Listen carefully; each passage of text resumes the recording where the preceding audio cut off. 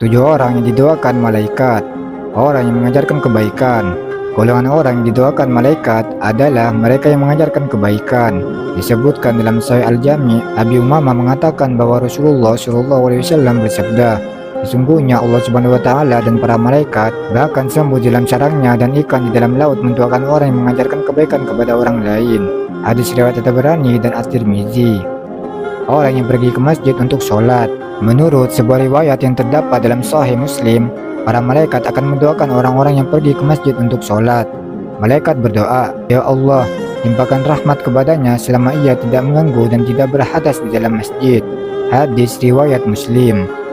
Orang yang sholat di barisan terdepan. Riwayat Sahih dalam Sunan Abu Dawud, Ibnu Majah, dan Musnad Ahmad dari Al-Barra, Rasulullah SAW bersabda, sesungguhnya Allah Subhanahu wa taala dan para malaikatnya berselawat kepada barisan pertama. Sahih Al-Jami. Hal serupa turut diriwayatkan oleh Imam Tirmizi, sebagaimana termuat dalam kitab Sunannya. Rasulullah SAW bersabda, sesungguhnya Allah Subhanahu wa taala dan para malaikat membaca selawat atas barisan terdepan, tetap di tempat sholatnya sesudah sholat. Abu Dawud dalam Sunannya dan An-Nasa'i meriwayatkan dengan sanad sahih dari Abu Hurairah bahwasanya malaikat akan memohon ampunan bagi orang-orang yang tetap berada di tempat sholatnya usai mereka sholat.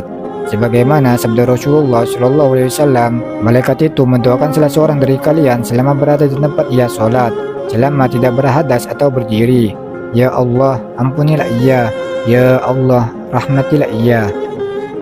Orang yang merapat saf sholat, orang yang menutup celah dalam barisan sholat, atau merapatkan saf juga didoakan oleh malaikat. Hal ini berdasar pada riwayat Aisyah radhiyallahu anha yang termuat dalam Sunan Ibnu Majah, Musnad Ahmad dan Al-Mustadrak Al-Hakim dengan sanad yang hasan. Rasulullah SAW bersabda, sesungguhnya Allah Subhanahu wa taala dan para malaikatnya berselawat atas orang-orang yang menyambung barisan dan siapa yang menutup celah dalam barisan, maka Allah Subhanahu wa taala menaikkannya 1 derajat.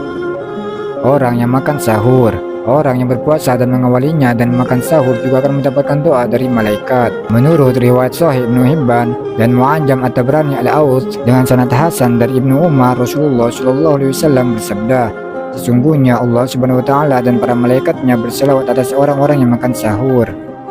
Orang yang membaca selawat atas Nabi Muhammad SAW.